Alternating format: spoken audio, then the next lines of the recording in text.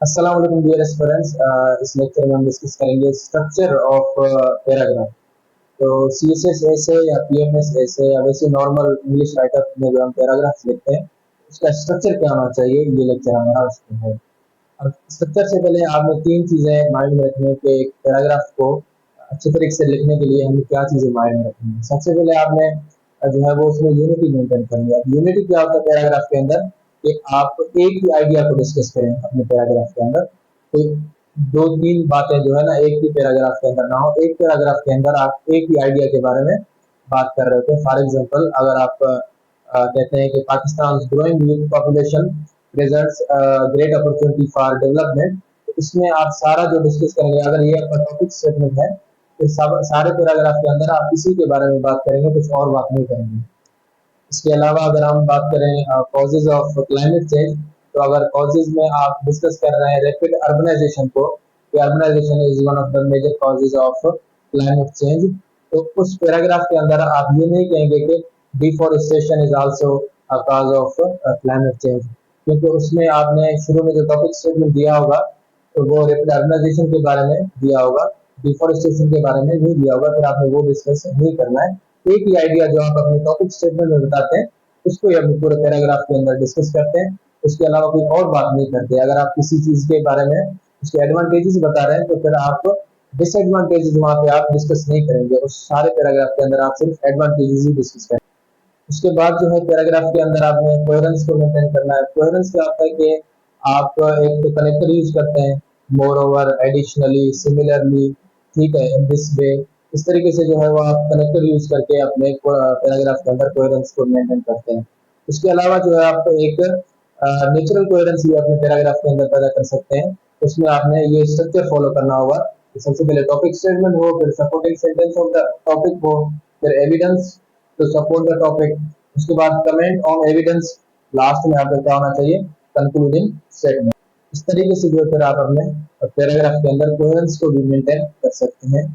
उसके बाद आपने अपने पैराग्राफ को रिलेवेंट रखना है। अब रिलेवेंट आप उसको कैसे रख सकते हैं, जो आपका टॉपिक स्टेटमेंट हो या आप जिस आइडिया के बारे में बात कर रहे हैं वो आपके थीसिस स्टेटमेंट से रिलेट कर रहा हो। अगर आप पूरा ऐसे लिख रहे हैं तो, अगर आप सीएसएस या पीएमएस का कंप्लीट ऐसे लिख रहे हैं तो आपका जो टॉपिक स्टेटमेंट है वो डायरेक्टली आपके थीसिस स्टेटमेंट से रिलेट कर रहा हो, किस तरीके से आप उसमें रिलेवेंस पैदा कर सकते हैं। तो ये कुछ चीजें जो है वो अपने पैराग्राफ में याद रखनी है। बाकी जो इसका स्ट्रक्चर है, एक पैराग्राफ के जो बेसिक पार्ट्स हैं वो कौन से हैं, तो सबसे पहला जो पार्ट है उसका वो है टॉपिक स्टेटमेंट। तो आप एक टॉपिक स्टेटमेंट बताते हैं। फॉर एग्जांपल मैंने कोई टॉपिक स्टेटमेंट बता दिया कि rapid urbanisation is one of the major causes of climate change, तो फिर ये मेरा हो गया टॉपिक स्टेटमेंट। अब इसको मैं क्या, supporting sentence of the topic, इसके सपोर्ट में मुझे एक टॉपिक देना है। फिर उसके बाद क्या देना है, evidence to support the topic, फिर कमेंट करना है, उसके लास्ट में हमें कंक्लूडिंग सेंटेंस देना है। कंक्लूडिंग सेंटेंस को हम नॉर्मली स्टार्ट करते हैं देयरफॉर, इन शॉर्ट, हेंस, इन जो वर्ड्स हैं इनसे हम कंक्लूडिंग सेंटेंस को स्टार्ट करते हैं। अब मैं आपको एक सैंपल जो पैराग्राफ्स हैं वो दिखाऊंगा जिसमें मैंने स्ट्रक्चर को फॉलो किया है कि सबसे पहले टॉपिक स्टेटमेंट है, फिर बाकी जो डिटेल्स हैं वो इसी ऑर्डर में जो है वो मैंने वहाँ पे डिस्कस किए ताकि आपको चीजें समझ आ जाए। अच्छा स्टूडेंट्स, हमने 5 स्टेप्स पढ़े थे बॉडी पैराग्राफ को लिखने के लिए। सबसे पहला था हमारा टॉपिक स्टेटमेंट, उसके बाद था supporting sentence of the topic, and then evidence to support the topic, and then comment on evidence, last में था कंक्लूडिंग स्टेटमेंट। तो अब इसी स्ट्रक्चर को फॉलो करते हुए मैंने ये पैराग्राफ लिखा है। तो सबसे पहले जो मैंने रेड कलर में सेंटेंस लिखा है वो है टॉपिक स्टेटमेंट। यहाँ पे मैंने लिखा है Pakistan growing youth population presents a significant opportunity for economic development। अब ये जो हमारा थीसिस स्टेटमेंट, टॉपिक स्टेटमेंट है, इसमें मैंने क्या लिखा है कि पाकिस्तान की जो ग्रोइंग यूथ पॉपुलेशन है वो इकोनॉमिक डेवलपमेंट के लिए सिग्निफिकेंट अपॉर्चुनिटी प्रेजेंट करता है। अब इस सारे पैराग्राफ में जो बात करूंगा वो मैं रिलेट करूंगा कि इकोनॉमिक डेवलपमेंट पाकिस्तान के यूथ पॉपुलेशन से कैसे हो सकती है।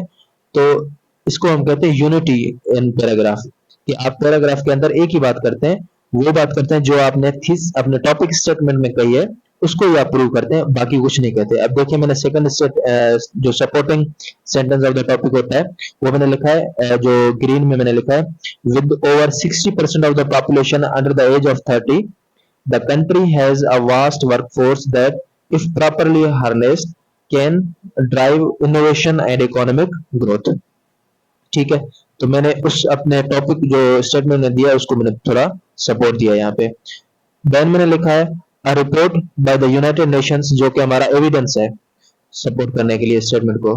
अ report by the United Nations Development Programme UNDP highlighted that empowering this youth through education and skills training could boost Pakistan's GDP by up to 7%. Moreover the world bank, अब देखिए ये मैंने evidence जो मैं बता रहा हूँ, एक एविडेंस आप दे सकते हैं या मैक्सिमम दो दे सकते हैं एक पैराग्राफ के अंदर अपने टॉपिक स्टेटमेंट को सपोर्ट करने के लिए। तो ये मैंने सारा यहाँ पे दिया। The world bank found the countries with a large well educated young workforce experience fast economic progress.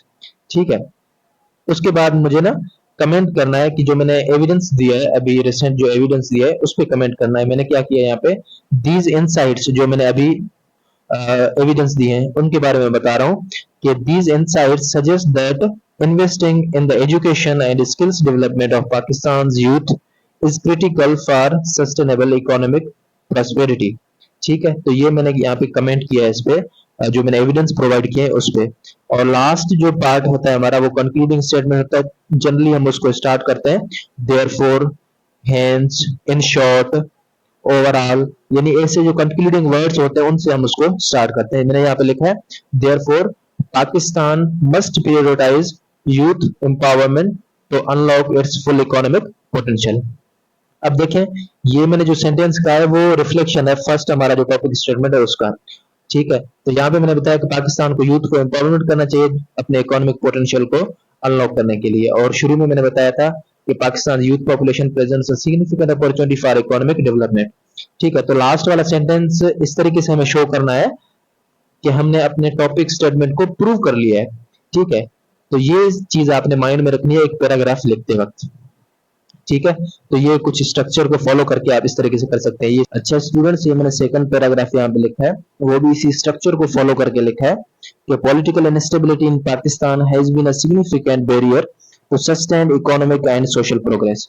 तो मैंने इसमें लिखा है कि पाकिस्तान की जो पॉलिटिकल इनस्टेबिलिटी है पाकिस्तान में वो एक सिग्निफिकेंट बैरियर है किस चीज के लिए, sustain economic and social progress में जो है वो एक बैरियर है, एक रुकावट है।